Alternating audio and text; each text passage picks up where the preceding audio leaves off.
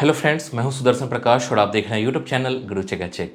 दोस्तों, बीए की डिग्री सिर्फ एक एकेडमिक अचीवमेंट नहीं है, बल्कि यह आपकी भविष्य की दिशा तय करने वाला एक महत्वपूर्ण कदम है। यह डिग्री आपको अपने सपनों को पूरा करने का अपॉर्चुनिटी देती है और यदि आपका एम गवर्नमेंट जॉब है तो आपके लिए कई दरवाजे खुले हैं। दोस्तों, गवर्नमेंट जॉब्स न केवल फाइनेंशियल स्टेबिलिटी देता है बल्कि समाज में आपको रिस्पेक्ट भी दिलाता है, जिससे आपके भीतर सेल्फ कॉन्फिडेंस और प्राउड का एहसास कराता है। दोस्तों, गवर्नमेंट जॉब्स के फील्ड में बहुत मौके हैं, चाहे आप एडमिनिस्ट्रेटिव सर्विस में अपना नाम बनाना चाहते हो या फिर बैंकिंग सेक्टर में अपनी पहचान स्थापित करना चाहते हो या एजुकेशन एंड सोशल वेलफेयर के क्षेत्र में कंट्रीब्यूशन देना चाहते हो। हर क्षेत्र में आपके लिए अवसर है, बस जरूरत है सही दिशा में प्रयास करने की। दोस्तों, वीडियो शुरू करने से पहले अगर आपने इस चैनल को सब्सक्राइब नहीं किया है तो प्लीज कर लीजिए, साथ ही बेल आइकन को प्रेस कर लीजिए ताकि नए वीडियो की नोटिफिकेशन तुरंत आपको मिल सके। तो चलिए शुरू करते हैं और जानते हैं वन बाय वन बीए के बाद टॉप 10 गवर्नमेंट जॉब्स के बारे में। सबसे पहले नंबर पर आता है सिविल सर्विसेज। दोस्तों, बीए की डिग्री प्राप्त करने के बाद भारतीय सिविल सर्विसेज मतलब आईएएस, आईपीएस, आईएफएस का हिस्सा बनना एक इंस्पिरेशनल एंड रिस्पेक्टेड करियर विकल्प है।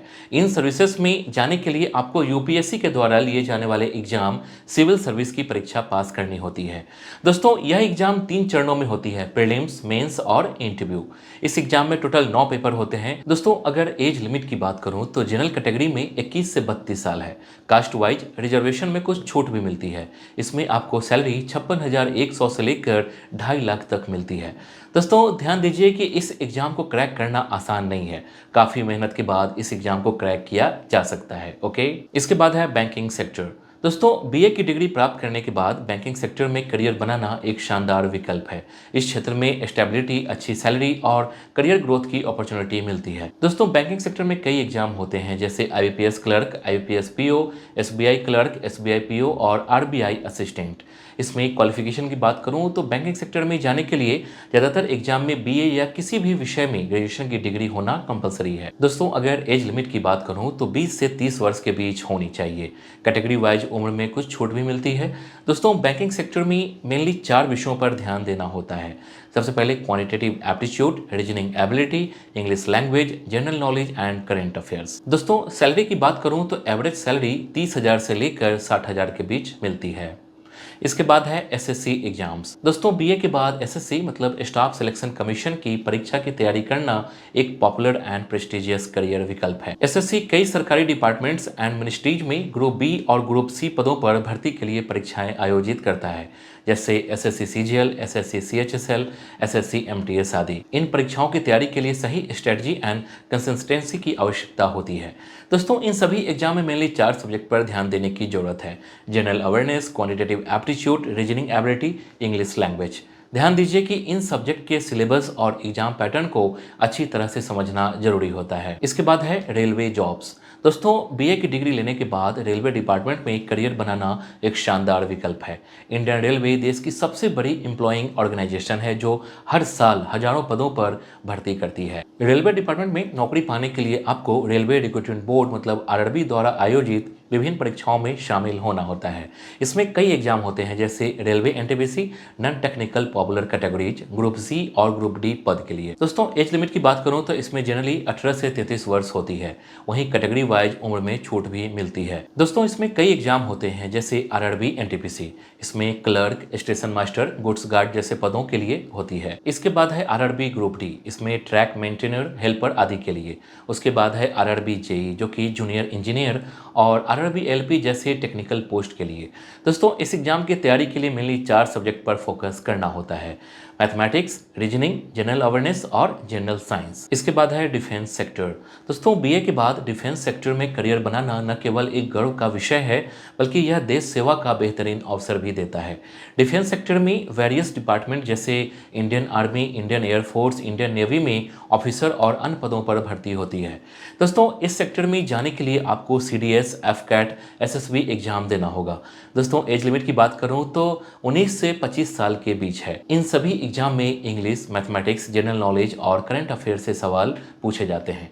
इसलिए इन सभी सब्जेक्ट पर सही से तैयारी करना जरूरी है।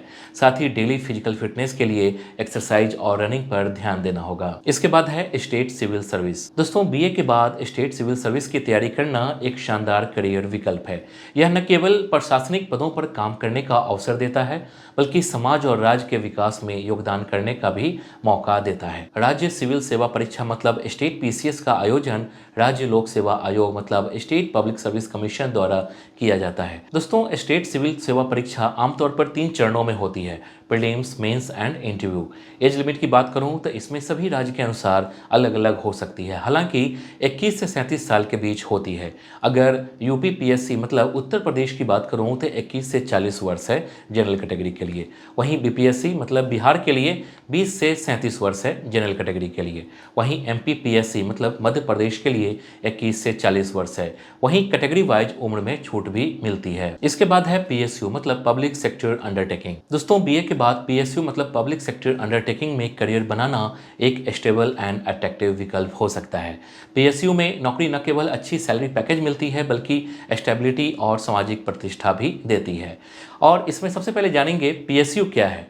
दोस्तों, पीएसयू भारत सरकार के ऑनरशिप वाली कंपनियां हैं, जैसे ओएनजीसी, एनटीपीसी, गेल, भेल और आईओसीएल। ये कंपनियां विभिन्न विभागों में ग्रेजुएट्स को जॉब देती है।